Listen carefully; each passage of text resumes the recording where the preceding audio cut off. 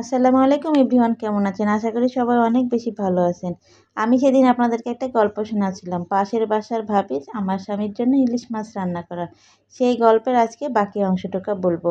আমি তো দরজা লাগিয়ে ভিতরে চলে গেলাম। তারপরে আমার মনের মধ্যে অনেক প্রশ্ন জাগছিল। কি জানি কি হচ্ছে, আমার স্বামী কি দাঁড়িয়ে আছে না অফিসে গেছে, এরকম হলো। কিছুক্ষণ পরে আমি অনেক কিছু ভাবনা চিন্তা করার পরে দরজাটা খুলে বেরিয়ে গেলাম। দরজা খুলে আমি তো হতবাক হয়ে গেলাম।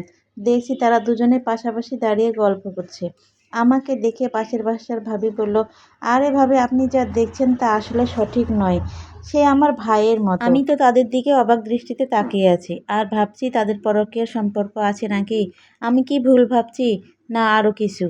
তাদেরকে দেখে আমি মুচকি হাসার চেষ্টা করলাম আর বললাম, আমি জানি আমার স্বামীর রুচি এতটা খারাপ না যে কোনো বিবাহিত মহিলার সাথে সম্পর্ক করবে। আমার স্বামীর যদি আমাকে পছন্দ না হয় তাহলে আমি কোনো অবিবাহিত মহিলার দিকে বিয়ে দিয়ে দিব। আপনি কোনো চিন্তা করবেন না, আমি এগুলো নিয়ে কিছুই মনে করিনি। তখন ভাবির মুখটা মলিন হয়ে গেল। আমার স্বামীও চুপ করে দাঁড়িয়ে আছে। বাইরে হাসি মুখে থাকলেও আমার ভিতরটা কষ্টে দুমড়ে মুচড়ে যাচ্ছে। ভাবি আর কোনো কথা না বলে চুপ তাদের ফ্ল্যাটে চলে গেল।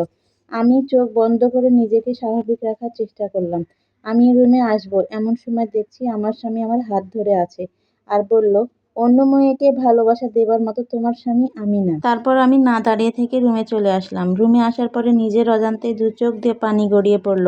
আমি এ মানুষটাকে কখনোই হারাতে চাই না, নিজের করে রাখতে চাই সারা জীবন।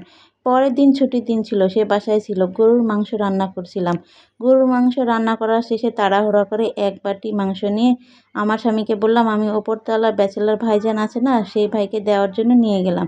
সে ভাইটার বউ নাই কাছে, সে রান্নাবাড়া করতে পারে না তেমন, তাই তার জন্য এক বাটি মাংস দিয়ে আসি। আর কিছু না বলে দৌড় দিয়ে আমি এক বাটি মাংস নিয়ে গেলাম। তারপর ইচ্ছা করে 30 মিনিট দেরি করে বাসায় ঢুকলাম। বাসায় ঢুকে আমি সোজা ওয়াশরুমে চলে গেলাম। তারপরে গোসল সেরে বের হলাম। তারপরে আমার স্বামী তো রেগে বেগে আগুন। তুমি আমাকে কিছু না বলে তুমি ব্যাচেলর ভাইয়ের জন্য মাংস নিয়ে গেলে এক বাটি, আমার খারাপ লাগে না বুঝি? তাহলে তখন আমি বললাম, তুমি যখন পাশের বাড়ির ফ্ল্যাটের ভাবির সাথে কথা বলো তখন আমাকে এরকমই খারাপ লাগে।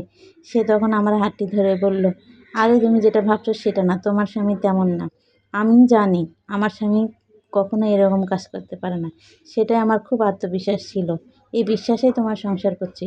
আমি তো গিয়েছিলাম দারোয়ান কাকার কাছে এক বাটি মাংস দিতে। দারোয়ান কাকা অনেক দিন হলো কিছু ভালো খাবার খায়নি। আজকে যেহেতু মাংস রান্না করেছি সেই জন্য দারোয়ান চাচাকে দিয়ে আসলাম আর তার পরিবারের সুখ দুঃখের কথা শুনে আসলাম। তখন সে বলল, আমিও জানি তুমি আমাকে অনেক বেশি বিশ্বাস করো, অনেক বেশি ভালোবাসো। সে আমাকে জড়িয়ে ধরল। আর এই বিশ্বাস নিয়েই আমরা সারা জীবন একসাথে চলতে চাই। তো আজকের গল্পটা এখানেই শেষ হলো। কেমন লাগলো গল্পটা অবশ্যই জানাবেন।